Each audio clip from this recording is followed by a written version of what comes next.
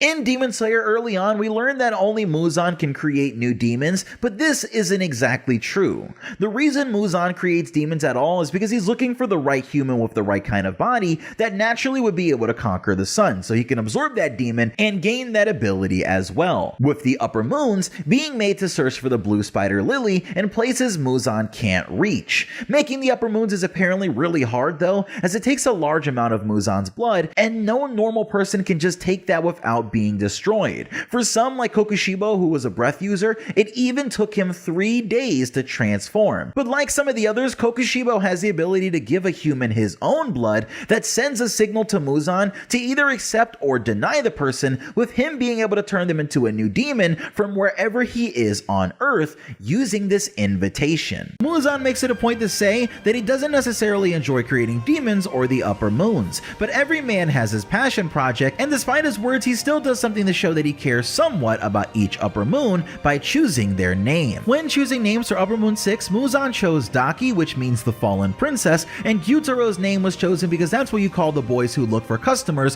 for geisha and other oirons. Curiously enough, the new Upper Moon 6 Kaigaku doesn't get his own personalized name by Muzan, showing just how recently he became a demon because Muzan was probably too busy. For Gyoko, his name means Jade Vase, alluding to the only part of him Muzan likes, while Hantengu's name means Braggart, showing he probably met Hantengu at a point in his life where he was very boastful and prideful. For Akaza, his name means where beautiful things are hidden, which is kind of sweet somehow, whereas Doma's name means spooky child, and Kokushibo's name means the Black Plague Conspiracy, being the one demon slayer who's taken out the most of his own kind. As a human, Enmu had a lifelong habit of struggling to distinguish between dreams and reality, which led to numerous issues for those in his vicinity. In his adult years, despite lacking medical qualifications, he exploited techniques such as hypnotherapy to deceive terminally ill patients into believing that they had recovered, but it was all a big lie. Even when they found out the truth, Enmu just kept doing this terrible trick again and again until they were gone.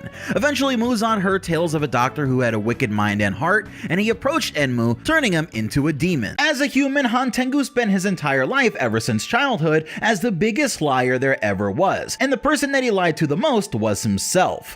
Being a massive thief and frequent murderer, in his mind he twisted any situation he was in to make himself the victim, because he liked making other people pity him while making them look bad for doing something they didn't do. Eventually, this would get Hantengu ran out of town, so to survive he had to change his identity between cities, and he did this for so long that he eventually forgot what the truth was. During this process, Hantengu would get married, but when he'd get caught cheating, he'd end the life of his wife and children and completely start all over in a new town, until the age of 86 when he was caught and set to be executed. However, Muzan found the man and instead decided to save him by turning him into Upper Moon 4, allowing Hantengu to break himself free and slay his captors. When Nakime was alive, she was a woman named Nakime Otokawa, and she was a rather unknown biwa performer. The biwa is a Japanese plucked lute that you've seen used whenever someone is summoned to the Infinity Castle. However, in life it was used for Nakime to attempt to pay her bills. However, no matter how little she earned, her husband, who was a gambler, would spend it all, making their life extremely hard. Eventually, when he gambles away her only dress for work, she kills him and does go to work in a disgusting kimono. However, because her hands were trembling from what she did, it actually produced a sound that everyone seemed to enjoy. So Nakime continued this process of finding a victim and then performing afterwards to gain a fortune,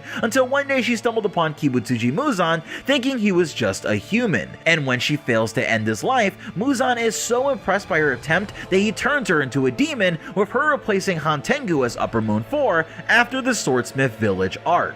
When he was a human, Gyoko was originally a boy named Managi who creeped out and scared all of the people in his small fishing village on the coast of Japan. But there's a likely reason for that. When he was very young, Managi's parents went out fishing to make a living for the small family of 3. However, whether it was due to foul play or just an accident, they were later found drowned and horribly injured, leading to a downward spiral for Managi, who began to do odd things like collect dead fish. But what really began to scare the villagers was when people began to go missing. Suspecting the boy of wrongdoing, they went to his house and found vases and jars that he'd been stuffing the missing villagers in. And for this, it seems like they executed him. However, at that time, Muzan happened to be passing by and saw the boy's work, turning Gyoko into Upper Moon 5. Muzan creates most of the Upper Moons, but there's one that he actually didn't recruit himself. In Demon Slayer, we originally meet Kaigoku during Zenitsu's backstory, where we see the two training under the former Thunder Hashira. However, Kaigoku already had a dark past before this, as he was orphaned at a young age and ultimately lived in a small temple with others like him, as they were all cared for by the Stone Hashira Himejima Gyome. Until one day where Kaigoku stays out later than he's supposed to and runs into a demon, trading the lives of everyone in the temple for his own, as he snuffs out the burning wisteria and allows the demon into the home with everyone inside.